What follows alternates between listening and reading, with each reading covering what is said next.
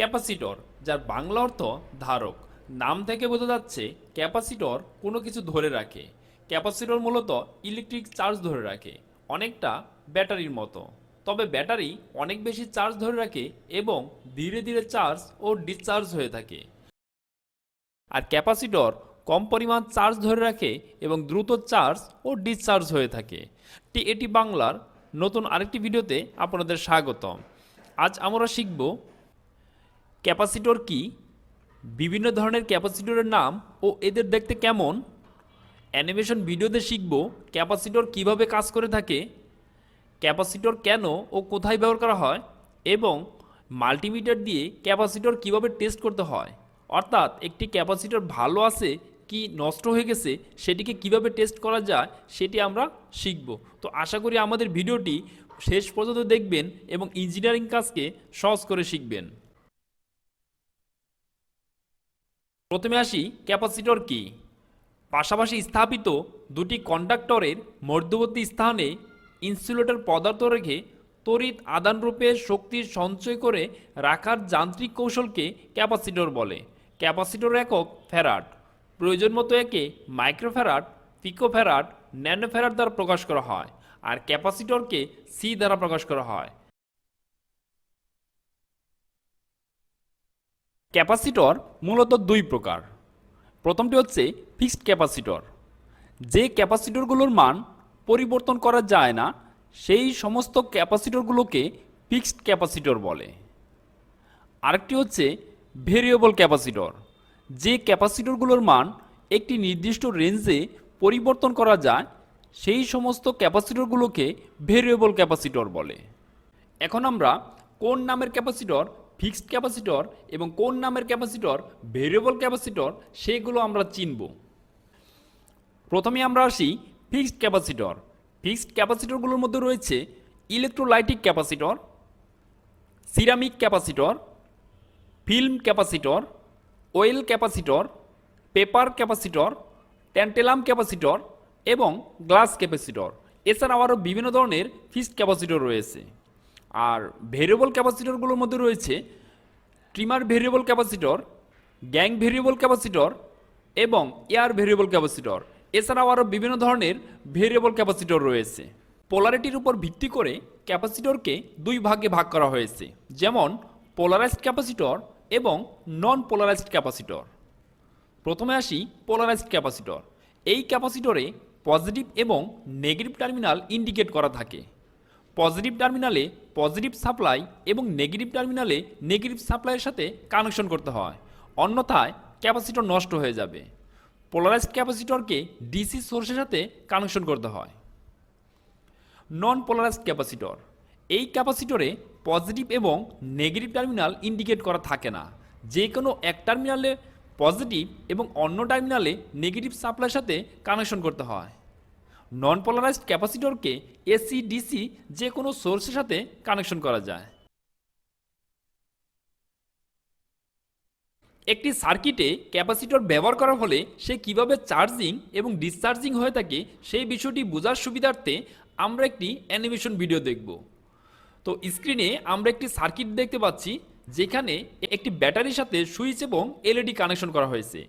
এখন এই সার্কিটের যদি সুইচটিকে আমরা অন করি, অন করার সাথে সাথে ব্যাটারি হতে কারেন্ট এলইডির ভিতর দিয়ে প্রবেশ করবে, যার ফলে এলইডিটি অন হয়ে যায়। এবং আবার যদি এই সার্কিটের সুইচটিকে অফ করে দেই, তাহলে সাথে সাথে এলইডি অফ হয়ে যায়। অর্থাৎ প্রত্যেকবার সুইচ অন অফের দ্বারা আমরা এলইডিকে অন অফ করতে পারি। এখন আমরা যদি এই সার্কিটে এলইডির প্যারালালে একটি ক্যাপাসিটর কানেকশন করি এবং সার্কিটের সুইচটিকে যদি অন করি, অন করার সাথে সাথে ব্যাটারি হতে কারেন্ট ক্যাপাসিটর এবং এলইডির ভিতর দিয়ে প্রবেশ করবে, যার ফলে এলইডিটি অন হবে এবং ক্যাপাসিটরটি ধীরে ধীরে চার্জ হতে থাকবে। ক্যাপাসিটরটি একটি নির্দিষ্ট সময় পর সে ফুল চার্জ হয়ে যাবে। এখন সার্কিটের সুইচটিকে যদি আমরা অফ করে ফেলি, তারপরও আমাদের এলইডিটি অফ হবে না, কারণ ক্যাপাসিটর হতে কারেন্ট এখন এলইডির ভিতর দিয়ে প্রবেশ করবে এবং ক্যাপাসিটরটি আস্তে আস্তে ডিসচার্জ হতে থাকবে এবং এলইডিটি অন থাকবে। যখন ক্যাপাসিটরটি ফুললি ডিসচার্জ হয়ে যাবে তখন সাথে সাথে এলইডিটি অফ হয়ে যাবে।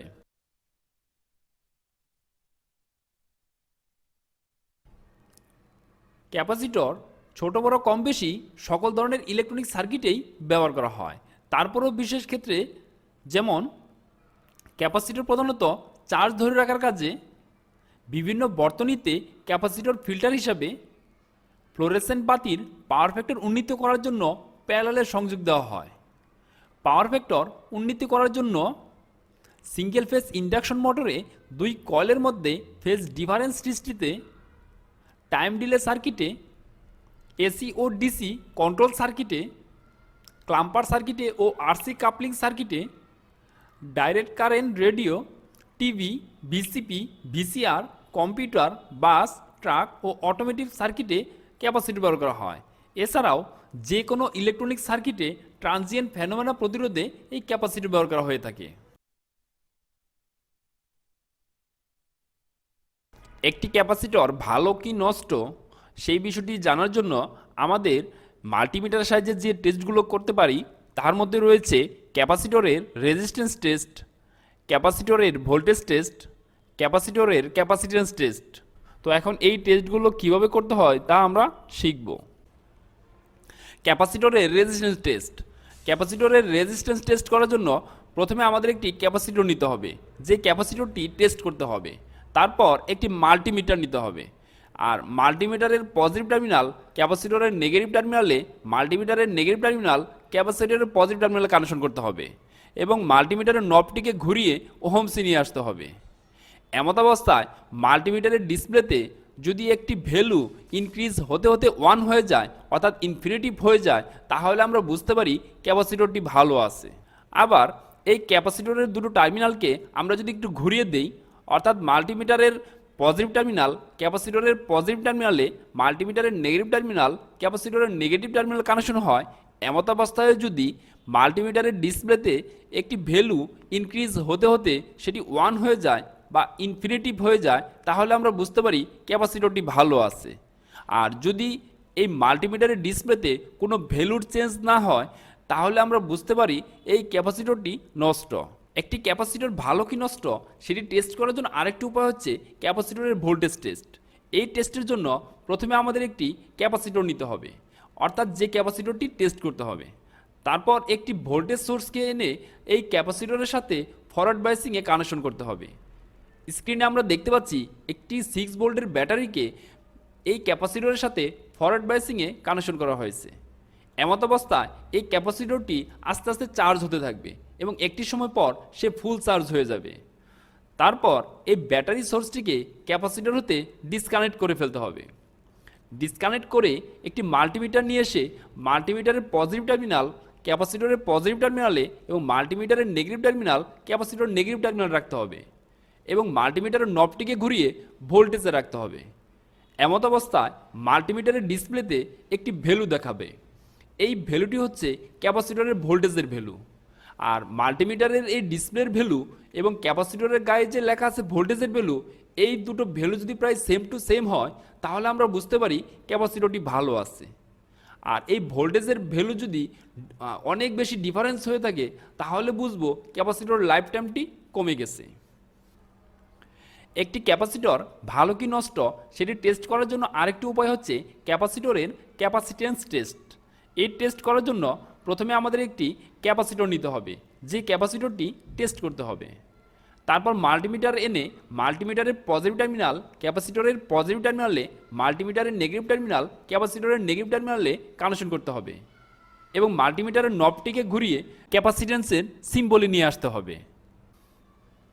এমত অবস্থায় আমরা মাল্টিমিটারের ডিসপ্লেতে যে ভ্যালুটি পাবো, এই ভ্যালুটি হচ্ছে ক্যাপাসিটরের ক্যাপাসিট্যান্সের ভ্যালু।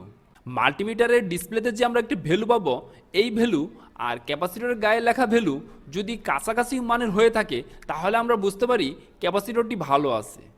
আর যদি এই ভ্যালু অনেক বেশি ডিফারেন্স হয়ে যায়, তাহলে আমরা বুঝতে পারি ক্যাপাসিটরের লাইফ টাইম কমে গেছে বা ক্যাপাসিটরটি নষ্ট হয়ে গেছে। তো ধন্যবাদ সবাইকে আমাদের ভিডিওটি শেষ পর্যন্ত দেখার জন্য। নতুন ভিডিও পেতে আমাদের চ্যানেলটি সাবস্ক্রাইব করে পাশে থাকুন।